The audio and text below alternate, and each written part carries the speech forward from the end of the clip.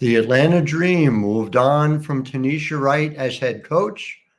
Dan Padover, general manager and always accountable, took our questions. We're going to hear from Dan, and then we're going to talk about what we learned and what it means going forward. Locked On Women's Basketball starts when? All right, now.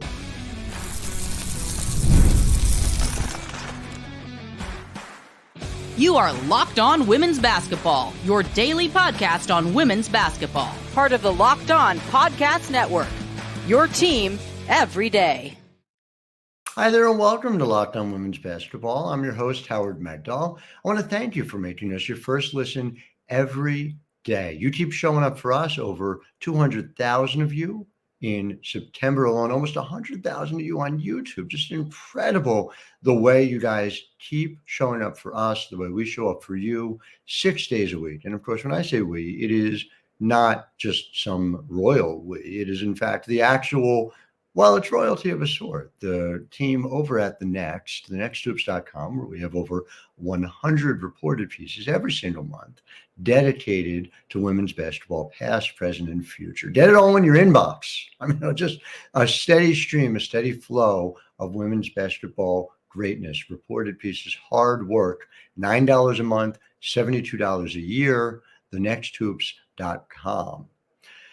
And we had something come into our inboxes this week that came as a bit of a surprise, and that is that the Atlanta Dream, after 3 seasons, have decided to fire Tanisha Wright as head coach. And we've talked about the Dream quite a bit on this program. We're going to talk today, but I want to give Dan Padover first chance to do it. And you'll hear something that Doug Feinberg of the Associated Press and I said as well, which is a team has moved on from a head coach. Yes, it is a moment that sometimes comes with sadness, but it's an opportunity to explain to the fans what happened, an opportunity to engage your fan base at a moment. And we have seen one general manager do this in the 3 who have let head coaches go. And I view those as missed opportunities. But we're gonna, instead of worrying about that, take advantage of the opportunity that is given. So here's Dan Padover, and then we'll be back talking in segment 2 and 3 about more of what it meant. I'm Howard Megdal. You're listening to Locked On Women's Basketball. All right, guys, we're going to get underway. Firstly, thank you for joining us. We're here with the General Manager of the Atlanta Dream, Dan Padover. If you do have a question, please put your hand up and I'll call upon you. We're going to start with some opening comments from Dan, and then we'll move to questions. So we'll kick off questions with Doug from the AP after Dan's opening statements. Thank you again. Thanks, Liam. Thanks, everybody, for jumping on today. First, I want to start off by thanking Tanisha. Tanisha put a lot of hard work and dedication into making this team competitive again. And I know Tanisha's got a bright future ahead of her in the coaching industry. And on behalf of the whole organization, just really, really want to thank her for everything she did for this team. At the end of the season, we really took a comprehensive look at where we were at and where we wanted to get to, and made the difficult decision that now was the time for a new voice and a new leader. And overall, just looking at where we're at as a team, more than anything, we're very excited. Really like our young core. Our players are excited to be here and really, really looking forward to take the next step. So we're going to spend some time here to find the right voice, the right leader, and really take this team to the next level. So with that, time's yours. Go ahead, Doug. Dan, I appreciate you doing this because I think out of the 3 coaching changes, you're the only GM who's actually decided to talk to the media. So I appreciate you taking the time to do that for us. If I can ask a bigger picture question, is the growth of this league is obviously being talked about everywhere. Is there more pressure now, you think, because you've been around this league for a while, to succeed sort of right away and get things going where you want to be?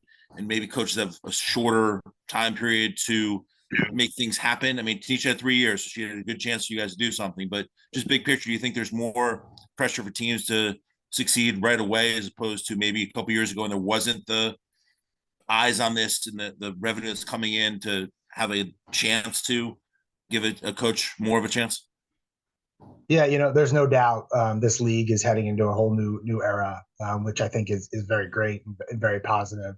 I can only speak to kind of where we're at, and we're always looking at where we're at and where we want to go. And for us, this was the decision that we made to position us best moving forward, and to get us where we wanted to. Thanks. We'll go over to Howard Megdal from the Next. Go ahead, Howard. Thank you, Dan, for taking the time to do this. I guess my question, as you think about who is next for the Dream, is what are the points of emphasis? Is this an X's and O's question? It seemed as if there was a significant buy-in, certainly within the locker room. So I'm wondering, sort of what you see in specific about the person who needs to get you from where you are now to where you guys want to be. Yeah, thanks for the question, Howard. I think overall, the head coach is a very unique position. So I think we're going to look for a lot of combinations. I think first and foremost, we need a leader. We want someone with a lot of creativity. We want someone who brings joy to the players, the fan base, and someone that can elevate this team to take it to the next level. So we're going to be looking for a lot of different qualities, and most importantly, find the right person. And just to echo what Doug said, thank you for doing this. It helps drive coverage and accountability. Thank you all. We'll go to Ben Pickman from Ben. You there? Yep, you got me. Dan, just going back to your opening statement, I guess two questions. Just when did you finally come to a decision to make the decision that you guys made? And you mentioned kind of a comprehensive look. Like, what kinds of things were you looking at? Was it record? Was it growth of players? Was it other factors? Yeah, thanks, Ben. I think where we're at right now, about a week and a half after the season ended, you never want to do anything too quickly. So we sat down, really took a look at where we're at, and came to the decision this week. Overall, I think you look at a wide range of things, but basketball is basketball, and you want to do what's best for the basketball team moving forward. And that's how we came to this decision. You good, Ben? I got one more quickie. Did you talk to, Ryan or CP or Tina or, obviously Tina and Tanisha have a very close relationship. Like, did you talk to players as you were working through the decision-making process at all? Yeah, the decision was made between myself and ownership. Obviously, after we got through yesterday, I spoke with every player as we should, and we're really just looking forward. We'll jump to Megan. Megan, go ahead. Yeah. Hey, Dan. Good to see you. Wanted to ask you, you and I have talked over the course of the season about development of the team and kind of the future picture and whatnot. From an expectation standpoint, obviously, I think it kind of goes without saying that you guys are looking to build through the future. You kind of signaled that with your draft. How much control will that new coach have in, for example, obviously this draft coming up, but you still have several draft picks that you haven't even hit, the team, so to speak, yet. Does that factor into the decision at all in terms of like what you want to see going forward?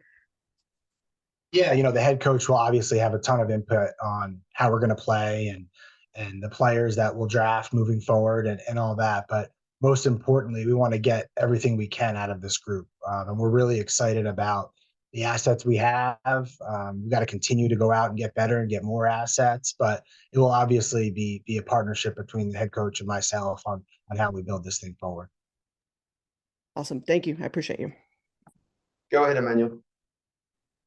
And with all the things that went on, we go through this season, injury was a big part of this season for you. Was that thought about in this decision? Do you still feel like this team should have achieved a little bit more throughout this season, even with the injuries to players like JC, Ryan, and then in the second half, you're losing AP and Cheyenne? Was that a part of the final decision to say, we had losses, but we still feel like we should have had a better run at it? Yeah, thanks, Emmanuel. Unfortunately, injuries are a part of sports. And we took a look at our basketball team as a whole and felt like this was the right decision at this time moving forward. Thanks, Dan. Go ahead, Wilton. Thank you, Dan, for doing this. I wanted to ask you this question. Obviously, coming into the season, the goal for Atlanta was to be a top 4 team. Obviously, when looking at the dream, things have been centered around Ryan Howard. Going forward with whoever is the new coach, is that still going to be the mindset? Yeah, look, Ryan's our star. We've been clear about that, and Ryan is going to do everything she can to make herself get better year in and year out. But it's not just about Ryan. We've got a lot of really good, talented players that we're building around, and no one loves this team more than Ryan. So we're excited about her future. She's really excited about the future as well. Hi, it's Brandolyn with Fox 5 and Women's Hoops Network. Just checking in, and I missed the beginning, so forgive me if this was said in your opening statement. But just wondering, do you plan to, is there a certain timeline for when you plan to make a decision on a new coach? And will the players have any decision on that? That's part one of my question. I'll let you answer that first, and then I have a part two follow-up as well. Yeah, sounds good. The most important thing is finding the right person. So we're going to take the time that's necessary to do that. As far as feedback and input, I'm an open door and always have conversations with the players about what they're feeling, what they think we need. But ultimately, we'll all sit down as a leadership group and find the right person. Gotcha. And then one more question too. Of course, there's always buzz on social media. You can't tune it out even when you want to. Of course, now, there are fans. They've been talking about the fact that now there is only one Black coach in the league. Will you guys take that into consideration as far as when you look into a candidate? Of course, I know the main thing is being qualified for the position, but will that be a part of your search? Will that be, in your thought process? Yeah, we're going to have a very diverse pool of candidates that we're going to take a look at. And let me be clear, I can't speak for other teams, but for the Dream, race will never play a decision in moving on from a head coach. And there's no place for it in sports. There's no place within the Dream. So really, really looking forward to finding the right candidate in the upcoming weeks. Thanks so much, and thanks for doing this as well. I'll just check in. You've got your hand up. Did you have another question? Because I don't have anyone else with their hand up. So if I'll give people 10 seconds, kind of. Yeah, I did have one more. Just go for it, man. Yeah, I was. You talked about it a little bit, but the TC having a conversation with her. We know, her relationship with Tanisha and your relationship with her as well as her playing this year. Have you had a chance to talk to her about maybe coming back next year, and will this play a part of it, or you haven't had those discussions yet with TC? Yeah, Tina and I spoke a little bit last night. We'll continue to talk next week and moving forward, but I think it's too early to talk in any of that regard. Okay, thank you, Dan. Go ahead, Megan. Yeah, Emmanuel also kind of had my mind going there as well. But Dan, I wanted to ask you, obviously with bringing in Tina this year, the thought process I'm thinking was, to help the team with the 5 spot. Is there, or were there conversations about a long-term strategy for that 5 spot, getting someone who can be kind of a centerpiece, literally and figuratively, for this offense? Yeah, we always need to get better. And obviously 3 of our young core pieces are around the perimeter, and looking at, our front court is always something we're going to evaluate to figure out how we can continue to get better there. So we're always actively looking. Locked on Women's Basketball is brought to you by FanDuel. FanDuel has an incredible offer going on right now during the NFL season. And just as an advisory, it's NFL National Football League. They play football.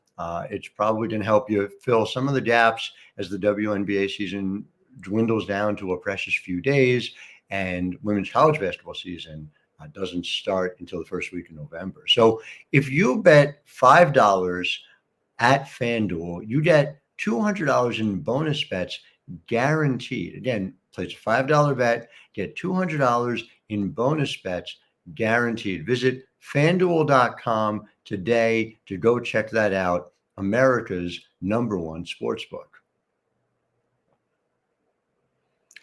So back here, Howard Megdal here for Locked on Women's Basketball, just talking about the conversation we had with Dan Padover. And I just want to frame the discussion in a couple of key ways. before we kind of dig into it a little bit. And one is that we are in a different era of the WNBA. This is a time where there are more and more owners who take winning to another level in terms of how serious they are about it. It is a moment in which the difference between winning and losing matters in their checkbooks just as much as it does on the court and for playing for pride. And as a result, I think some coaches are going to be held to a higher standard. I don't know in previous eras whether we would have seen a coach who led her team to back-to-back playoff appearances would have been let go. I also think there's a deeper understanding of the numbers that go into that. And if I had to pick one as to, someone says, what is the reason that Atlanta is searching for a different head coach? I would just look at offensive rating. The 2023 Atlanta Dream, who lost to Dallas in the first round of the playoffs, they were 9th in offensive rating at 101.1 per game. That dropped to 99, not per 101.9 per 100 possessions. The points dropped to 99 per 100 possessions here in 2024 at a time where offenses are more talented than ever. Now, we've shared lineup data with you in the past. And just as a reminder, when the expected starting five were in place, Atlanta was a really dangerous team at both ends. And Jordan Canada, knock on wood, is fully healthy for next year and can provide what they're looking for. They got a lot out of Tina Charles, especially second half of the year. But at the same time, even with her there, even with Ryan Howard and Alicia Gray, two of the best young talents in this league. I guess Alicia's been around a while, but at any rate, young to me. The team has so much offensive talent. To be 11th, I think, is a hard pill to swallow for the Dream, who are looking for that number to be better.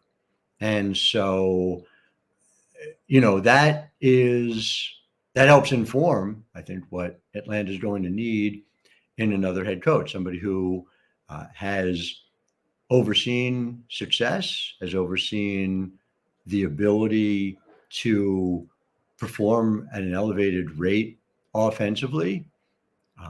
I would be really, really, really, how many really as you want, surprised if Katie Smith doesn't get a call with the way Minnesota performs on the offensive end, the way they did open shots for people. Katie working, of course, under Cheryl Reeve, learning a lot from her. There's a lot of history there. Obviously, Nikki Collin would make a lot of sense to be a phone call for Atlanta to call. I won't necessarily bet on that one happening the same way. Point being that the Dream are in need of better offensive production.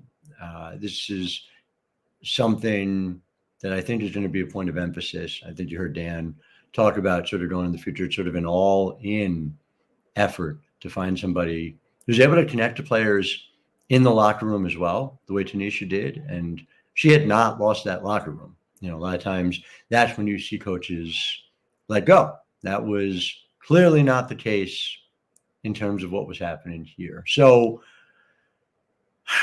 finding someone who's the right fit, especially on the offensive end, finding somebody, or Cream of Christmas, Kelly's another person who comes to mind. You think about what Indiana was able to do offensively this year, and they're going to cast a wide net. And then the further point, the significant point that was raised, and I was glad it was in this press conference, was that we have seen 3 coaches let go, and 2 of them are Black women. And we are, in some ways, back to where we were on that question.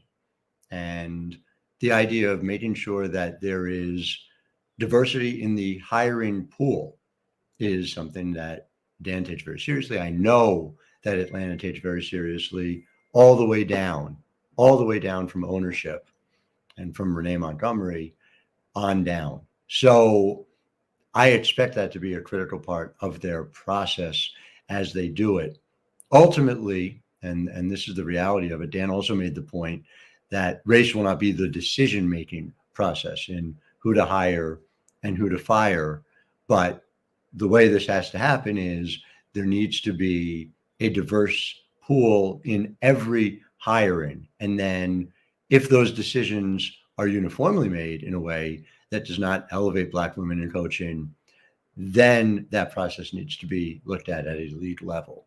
But those are the ways in which this needs to happen, where it's not meeting a particular quota. It is making sure that we have a process in the WNBA that includes Black women getting the opportunities as assistants, getting the opportunities to be in that pipeline, so that when the head coaching jobs come up, that diversity is reflected as well.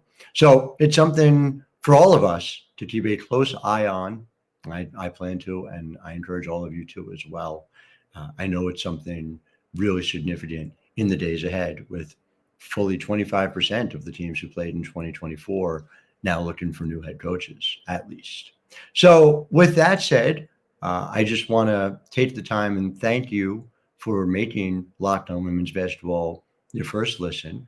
I want to urge you to learn a little bit more about a league called the NBA. It's the National Basketball Association. And what it is, as I understand it, is a place for men to play basketball in exchange for money. In the same way, it works in a similar way to the WNBA, except there are more teams. And yes, that's what I understand. That's the NBA. So I'm not an expert here, but you know who is Josh Lloyd over at Locked On Fantasy Basketball. And so for your second listen, become a fantasy basketball expert and get the edge over your league mates with daily tips from Josh. Find Locked On Fantasy Basketball on YouTube or wherever you listen to podcasts. That's it for me today. We will, of course, be back with you tomorrow, as we so often are. The great Natalie Heverin will be joined by Terry Horstman, beat reporter for the Minnesota Lynx, talking all about that series, which I will be going and witnessing firsthand. Can't wait for that. So until then, I am Howard Megdal, wishing all of you a wonderful Thursday. And one more thing, to Tanisha Wright, someone who I've had the privilege of covering as a head coach, as a player in this league as well, who has always done this with distinction, wishing her all the best of luck in her future endeavors. I would be shocked if this is the last time we're covering her here.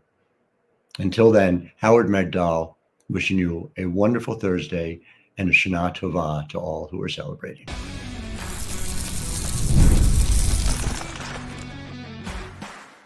You are Locked On Women's Basketball, your daily podcast on women's basketball. Part of the Locked On Podcast Network, your team every day.